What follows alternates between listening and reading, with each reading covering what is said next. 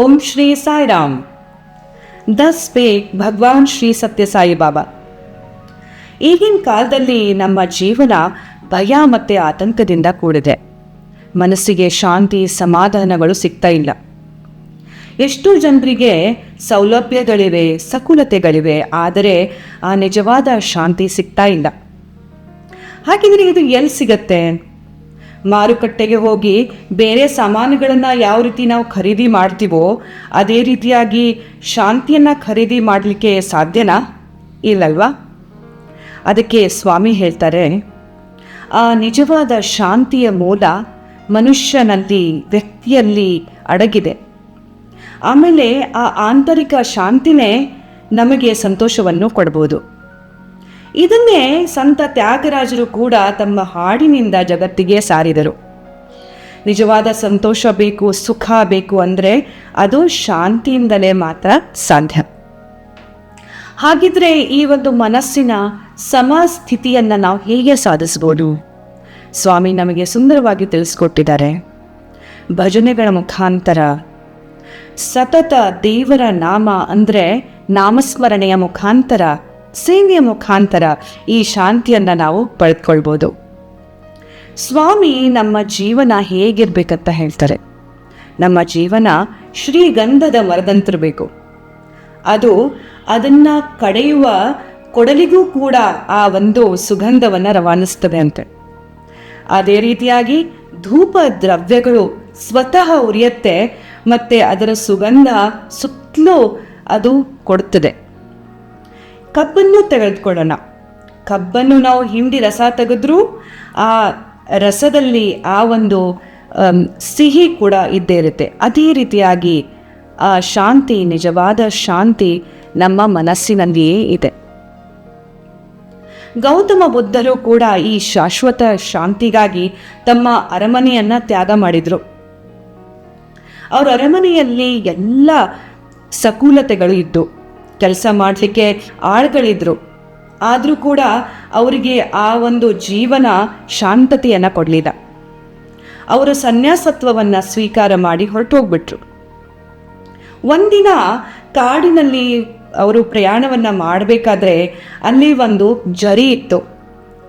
ತಂಪು ನೀರಿನ ಝರಿಯನ್ನು ಕಂಡು ಅಲ್ಲೊಂದು ಮರದ ಕೆಳಗೆ ಕೂತ್ಕೊಂಡು ಧ್ಯಾನವನ್ನು ಮಾಡಲಿಕ್ಕೆ ಶುರು ಮಾಡಿದರು.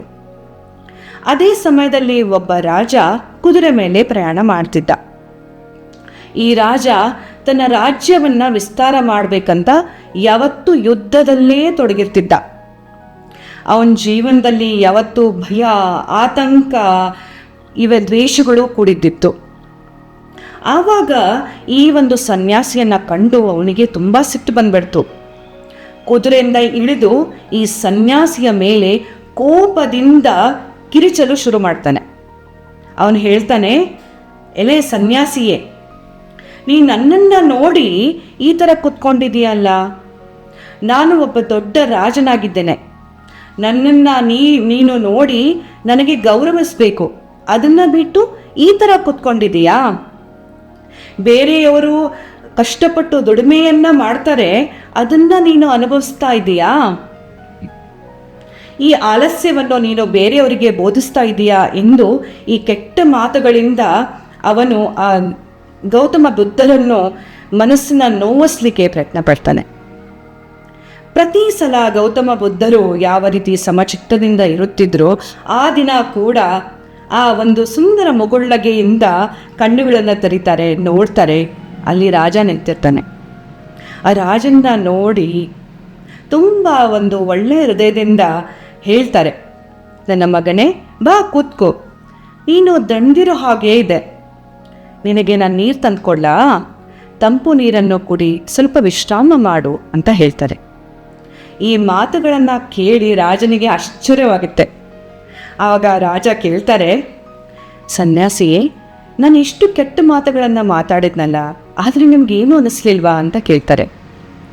ಆಗ ಗೌತಮ ಬುದ್ಧರು ಒಂದು ಉದಾಹರಣೆನ ಕೊಡ್ತಾರೆ.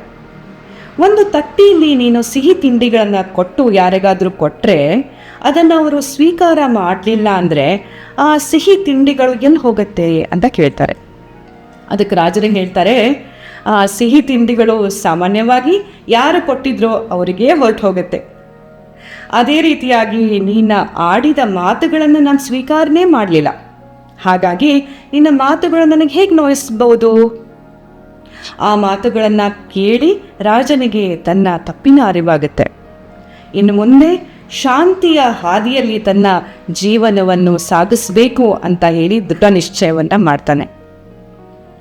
ಸೊ ನಾವು ಯಾವತ್ತೂ ಐ ವಾಂಟ್ ಪೀಸ್ ಅಂತ ಹೇಳ್ತೀವಿ, ನಾನು ಶಾಂತಿಯನ್ನು ಬಯಸ್ತೇನೆ. ಸ್ವಾಮಿ ಹೇಳ್ತಾರೆ, ನಾನು ಅಂದರೆ ಅಹಂಕಾರ, ಬಯಸ್ತೀನಂದರೆ ಆಸೆ. ಆ ಅಹಂಕಾರ ಮತ್ತು ಆಸೆಯನ್ನು ಬಿಟ್ಟು ಬಿಟ್ಟರೆ ಶಾಂತಿ ತಂತಾನೆ ನಮಗೆ ಸಿಕ್ಕಿಬಿಡುತ್ತದೆ. ಜೈ ಸಾಯಿರಾಮ್.